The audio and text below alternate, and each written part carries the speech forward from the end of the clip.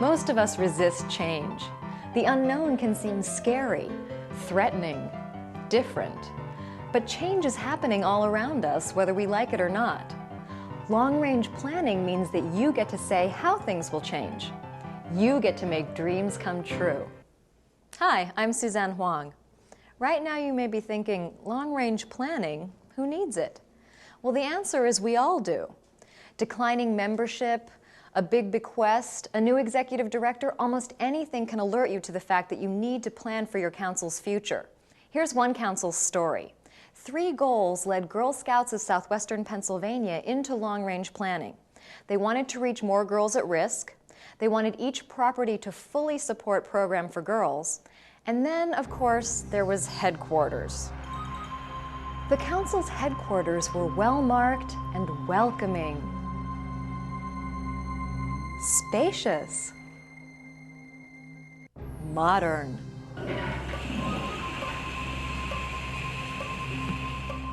In spite of all this, everyone wanted to move. Actually, I don't want to move. We're very comfortable here. Well, almost everyone. And so Girl Scouts of Southwestern Pennsylvania decided to plan for their future, a future that they couldn't clearly envision yet. What if a council doesn't have a vision of the future? Without some clear direction and some goal that you're working toward, it's pretty hard to know if you ever get there. Terry, what do you think overall the importance of long-range planning is? Well, the importance is that we are not going blindly ahead. We have a definite path. When you put things in writing and you see it clearly and it's crystal clear in everybody's mind as to where you're going and what your goals are, you can get there and you can achieve your goals. And one of the first things we wanted to do was to have more program money for all girls at risk. And it really was a desire to serve every girl who wanted to be a Girl Scout, not just those who came to us. What advice would you give a council that was preparing to start this whole process? Be flexible, be willing to go wherever the process takes you, because you may not end up at the end where you thought you would be when you started the process. It takes a lot of work, it takes a lot of commitment, it takes a lot of resources. But the end results are going to make us be a stronger council and provide better programming for the girls. Change is never easy, but the hardest part of all is taking the first step. Having made their decision, Girl Scouts of Southwestern Pennsylvania was ready to undertake a long-range plan. Well, almost ready. What would you say to people who are wary about starting a long-range plan? Just jump right in. Just start into the process. Do it. Otherwise, somebody else is going to do your planning for you. I mean, there's going to be change whether you like it or not. And are you going to be in control of the change, or is somebody else going to do the changing for you? All of us fear change when we don't know what the change is going to be and we don't know what it's going to mean to us.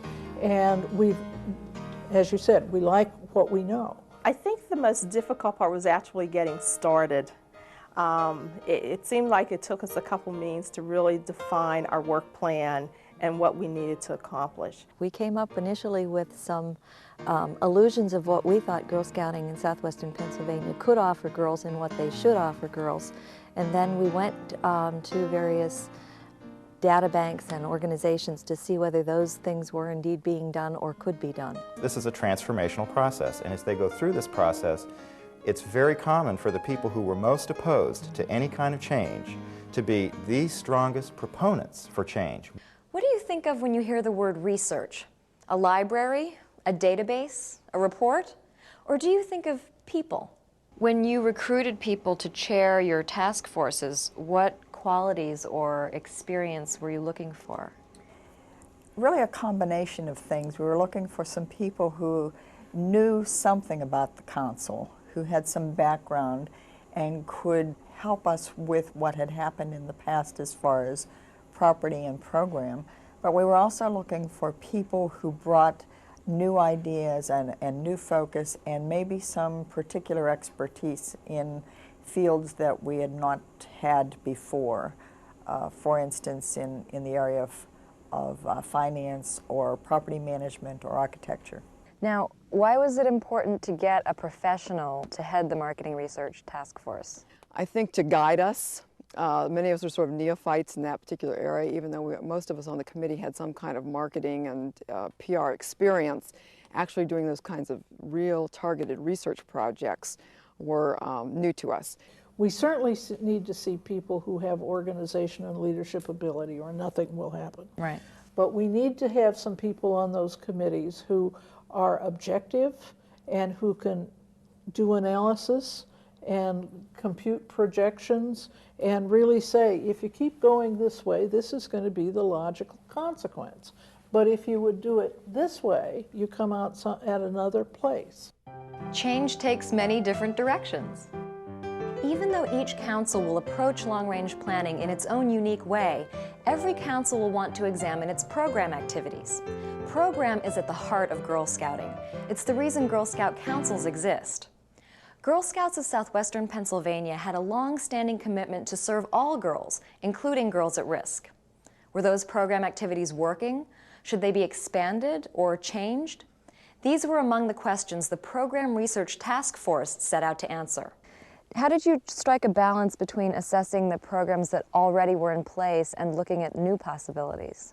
Well, a lot of the programs that are already in place are very popular and very well supported, and that's important. But we felt that it was equally important to recognize that the world is changing and moving, and so that the Girl Scouts has to keep up with those changes. Young women today have a myriad of problems that young women didn't face 20, 25 years ago. You know, teenage pregnancy, drugs, crime, lack of a career plan, lack of any motivation to go on. These issues are tremendously devastating in our society today. The Girl Scouts in this council, at least, and hopefully elsewhere, are actively trying to make a difference. We're providing for the traditional Girl Scout, but we're really going in and helping the girls at risk. Well, I'll give you one program that we're doing, okay? We're doing a program called LIFT. It's Leaders in Training for Tomorrow. We're looking at a girl who is going to be either angry, having a problem in school, so who is going to work with that child? So what we came up with was, in this particular instance, was maybe police officers, female police officers. And so what we did was we thought this would be great because the girls would get to know them on a personal level and see the positive side of that police officer. The girls involved in that program improved their grades. None of them were pregnant, and also they are not on drugs. You've heard the phrase program drives property. In Girl Scouting, property ownership has just one purpose: to support program delivery to girls. It's a simple principle and it works, but it still leaves you with a host of decisions to be made. Which activities? Which girls? And what about that property you loved so much when you were a brownie? Would you really consider selling it? It impacts people when you decide what to do with the property. It impacts girls, it impacts adults. That's very difficult because some of the things you do are going to hurt somebody. There's so many memories that are attached to a Girl Scout camp. The camp that I went to as a Girl Scout was closed, and so I feel a sense of loss there. They had to sell them, and it was the only prudent thing to do. Well, we've been collecting data for the last 10 or 15 years, since the time of the previous study. We collected data on, of course, the costs, how much it costs to run each property separately, how much income each property brings. So we took a look at our statistics and figured out where we needed more buildings, where we had a camp that maybe was not being used. Maybe it was at low capacity and we chose to sell one of our properties. So we have to go on and act as a business and maintain our properties with using our resources wisely. And then we felt it was time to move our office to a place that was more visible and had more space for our staff to grow, and had a place where the girls could come easily and meet there and have activities there.